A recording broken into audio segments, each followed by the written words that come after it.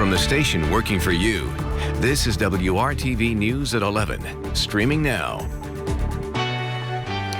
Tonight, a tribute is underway for a household name in the Indianapolis music community. Many people are sharing their memories and condolences right now tonight on social media. Thanks for joining us here at 11 o'clock. I'm Nicole Griffin.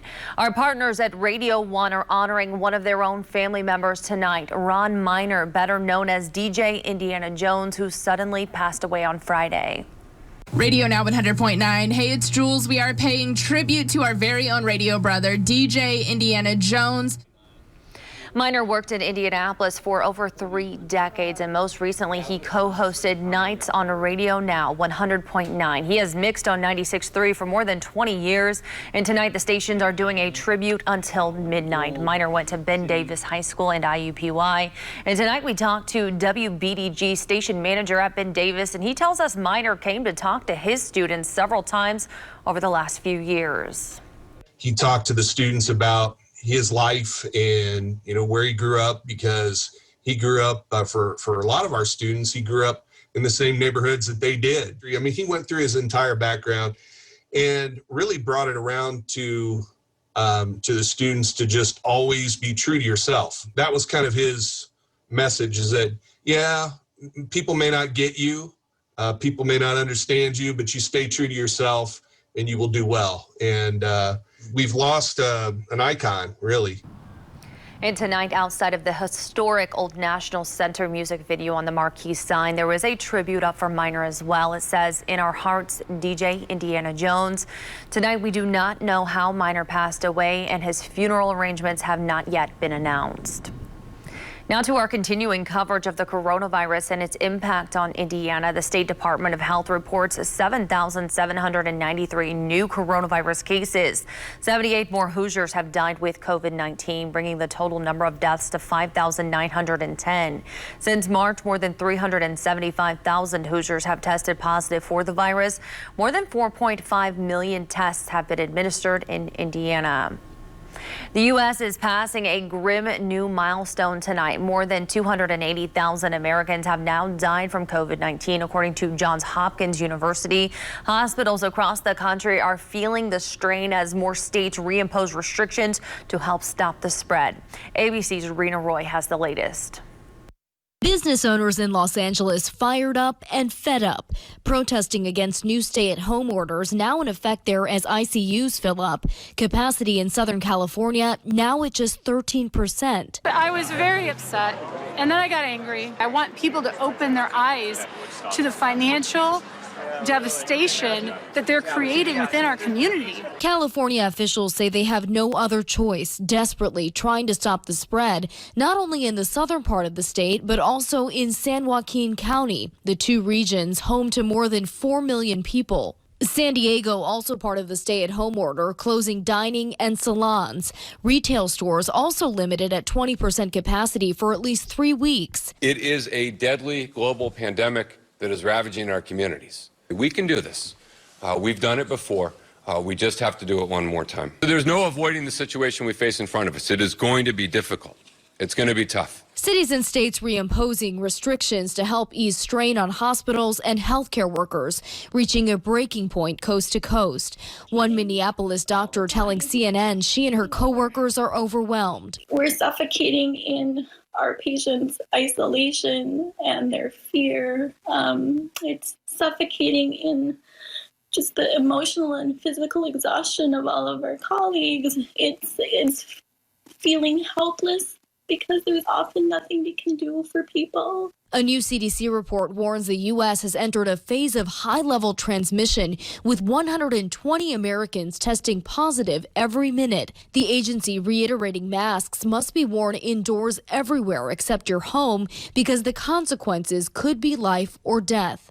As holiday shopping season begins, several states tying COVID outbreaks to indoor retailers. Health officials in Worcester, Massachusetts, urging people to stay out of stores following a surge in cases. Make the switch to doing your retail shopping by home delivery or by curbside pickup. Rena Roy, ABC News, New York. Rita, thank you. From the front lines to fashion design in the midst of battling COVID-19, one local doctor has found a way to merge her passion with her purpose, all while using both to lift the spirits of those fighting against exhaustion as the pandemic pushes on. For 19 years, Dr. Lindy Hayes has cared for patients. This year, that call to help was bumped up a notch during the pandemic. But even with those long hours and battling exhaustion, she still managed to create apparel for those standing in her shoes right now. Just designed with my colleagues and fellow physicians in mind. So adding a different fabric that is functional, yet stylish and colorful, adding that attention to detail. LuxDoc's lab coats launched last Friday, and already she thinks they are doing their job when it comes to keeping doctors away from burnout while on the front lines fighting COVID-19. The colors that it allows the physician to choose, it really does lift the mood of your coworkers, your colleagues, all of our support staff that works with us, just kind of leveling up our mood and how we're feeling and how we feel about ourselves. According to Dr. Hayes, the effect trickles down to the patient too. Patients love it. So, we know that when you feel good kind of about how you look and what you kind of have against your skin, the patients love to see it. They love to see something new and bright and vibrant and innovative and creative. And, they love when you walk in the room and they like, oh, wow, I've never seen a doctor dressed like that or have a coat like that. She calls herself the fashionista physician. This is my baby, and I'm just loving nurturing it. So I personally go out and pick each and every fabric that is used on our lab coats at LuxDoc. She's hoping the extra pops of color will go a long way when it comes to brightening up hospitals. Reds, oranges, yellows, various shades of blues. Working for you, Troy Washington, WRTV. Troy, thank you. And all of her lab coats meet the appropriate quality standards for PPE. She's also started designing scrubs. We have all the details on the new business right now at WRTV.com. Now let's get a first check of your forecast on this Saturday night. Kyle, I know I just headed in, downtown and had to pump some gas. It was very cold outside. It's cold, and I think anytime we've got a chill in the air and you got to stand out there at the gas pump, right, it just feels colder out there. We got a temperature right now, 34 degrees. It does feel like an even 30, though, with a light east wind, only around 5 miles per hour for us. And temperature is actually a little bit colder here. We've got some 20s already showing up around Greencastle, Columbus, and Bloomington at 28 degrees. You got 31 in Tipton and 36 in Lafayette. It's where we have some of this cloud cover across the northern portion of the state, and then that stretches back through Indianapolis. It's not terribly thick, but enough of a veil of clouds that it's kind of holding those temperatures a little more steady for us. And meanwhile, where you've got some more clearing around Bloomington and Spencer, you've got some colder temperatures to start off. As we go into tomorrow morning, we've got numbers that will be in the middle 20s for us. We will have some clouds out there. As we go into tomorrow afternoon, that's actually going to be our coldest high over the next 7 days, 38 degrees, but a warm up is on the way. I'll let you know when we'll get into the 50s. All right, Kyle, thank you. Indianapolis firefighters say a family's devastating loss serves as a timely reminder as winter settles in. The fire in the 7400 block of Windsor Lakes Place caused significant damage, and the family that lives there lost all of their personal items. Investigators say the family had been using their wood-burning fireplace and were putting it out before going to bed last night.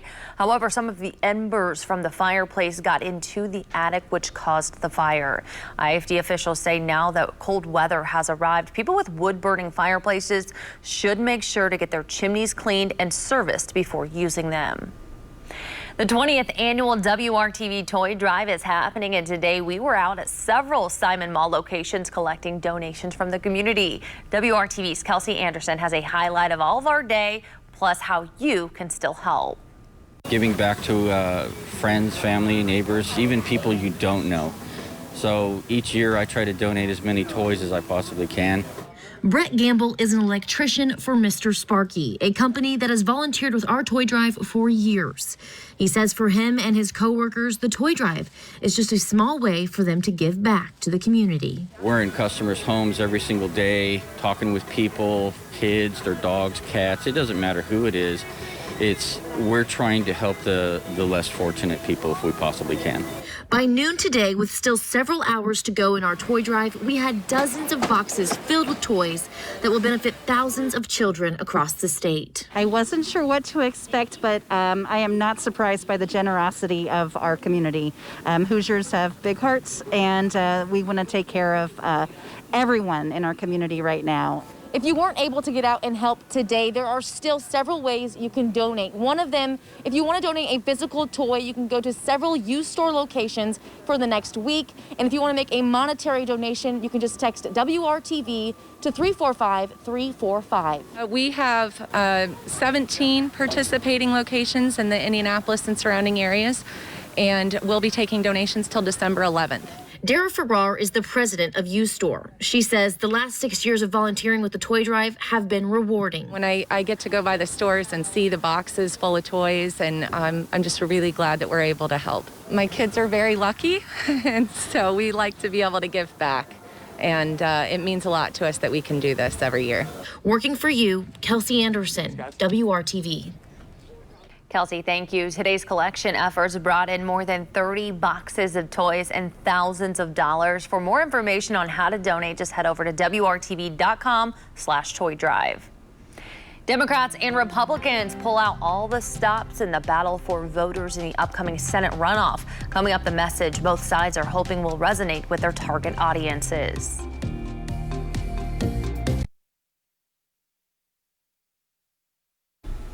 President Trump was back on the campaign trail tonight, rallying in Georgia ahead of two crucial Senate election runoffs. The vote is scheduled for 1 month from today on January 5th. It will decide who has control of the U.S. Senate, and both parties are pulling out all of the stops. ABC's Elwin Lopez is in Atlanta now with the very latest.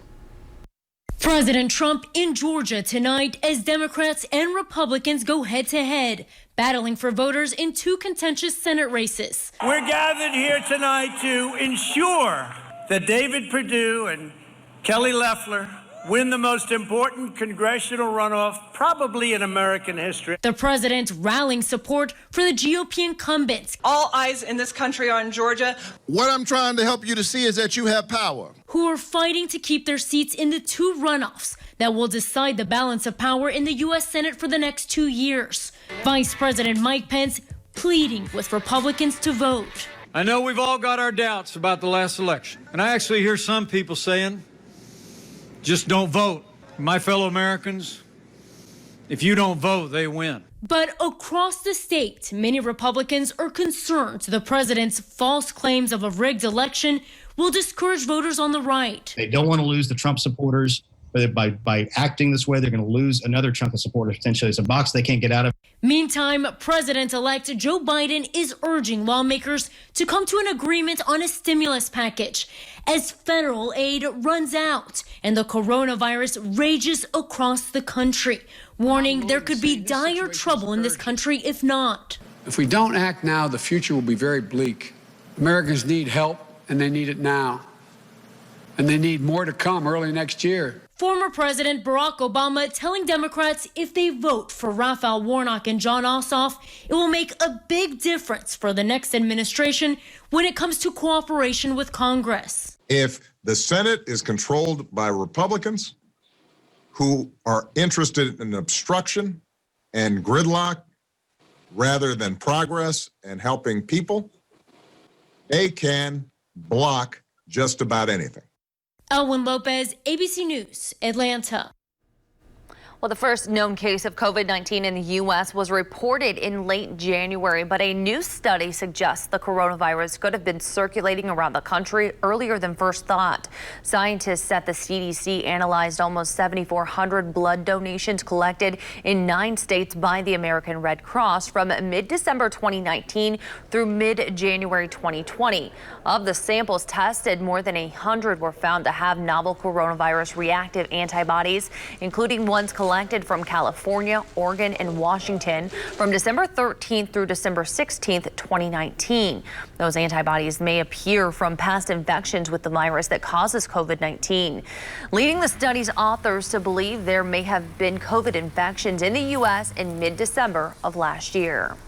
This is a highly contagious virus that almost from the beginning, when it started to transmit among humans in China, it was spreading around the world. An outbreak anywhere is an outbreak everywhere. I think that's what this reminds us of.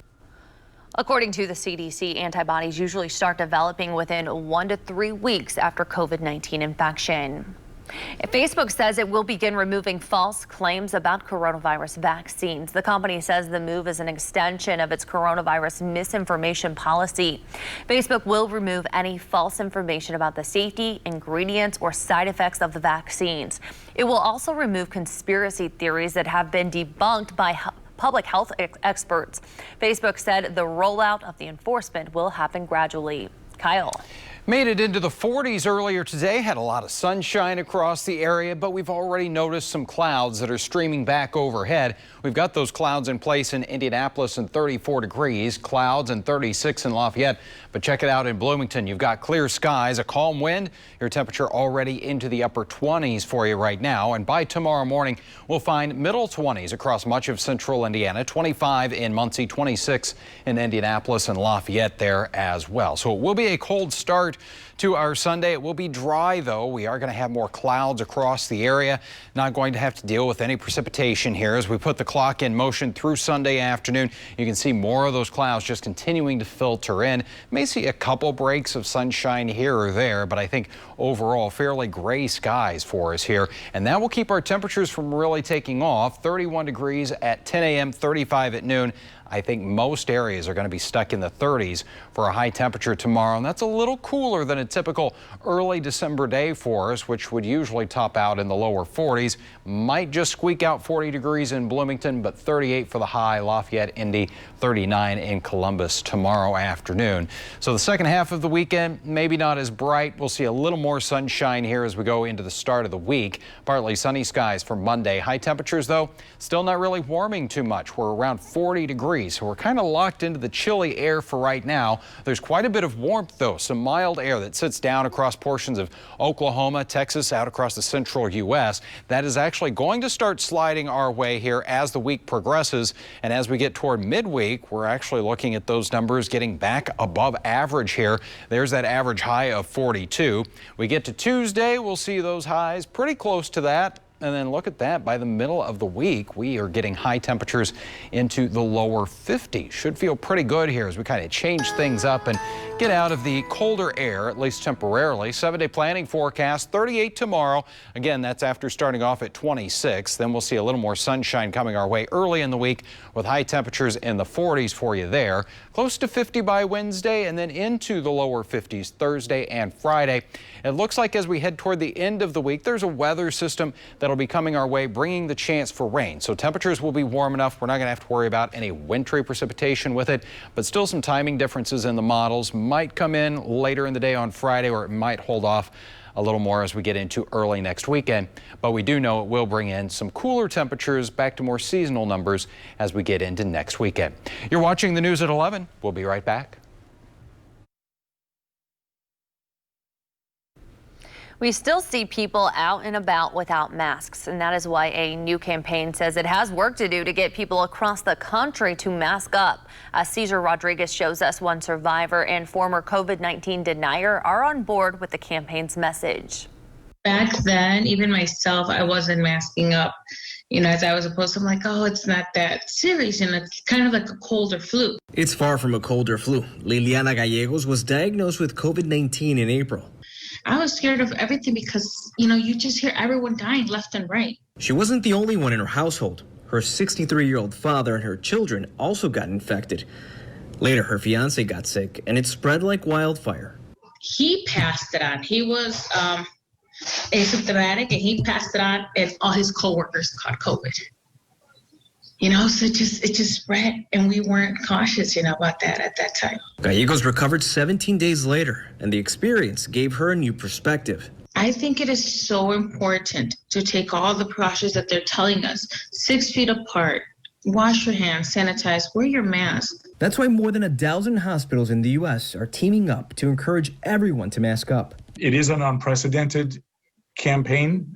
In my 33 years as a physician practicing and as a health system leader, I've never seen a national campaign that has garnered this number of health systems together. Medical experts say wearing a mask is the best chance of slowing the COVID pandemic.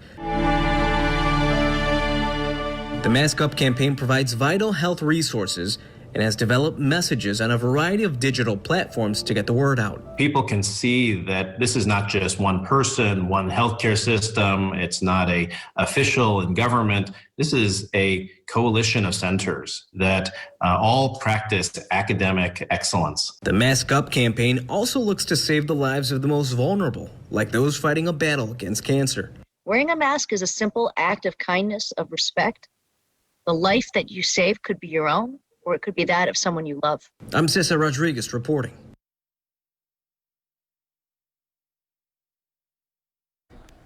Let's hear it for the IU Hoosiers. Jack Tuttle threw 2 touchdown passes, and Indiana's defense made a stand in the final minute as 10th-ranked IU outlasted number 18 Wisconsin 14-6. Indiana's victory snapped a 10-game skid in the series and enabled the Hoosiers to tie a program record with its 6th Big Ten victory of the season. Indiana also earned 6 Big Ten wins in 1967 and 1987. The Hoosiers had not beaten Wisconsin since 2002. For the second year in a row, Indy West Harley-Davidson is calling on the community to help collect coats for veterans in need. Those behind the coat drive tell WRTV 2020 has been hard enough on so many families. They want to make sure veterans stay warm this winter. Last year, they were able to collect around 350 coats, and this year they have a goal of 1,000. You can drop off new or gently used coats to Indy West Harley-Davidson in Plainfield all month long. The coats will then be given to HVAF of Indiana, an organization that helps veterans and their families who are at risk of homelessness. Most of the freedoms that we have in this country are because of the veterans. To see veterans homeless or without coats or hungry, it's kind of it's just hard to see. I'm a veteran myself, and I believe this is a great cause, and everyone should donate if they can. 2020 has been a very rough year for everyone. I would love to see more donations come in.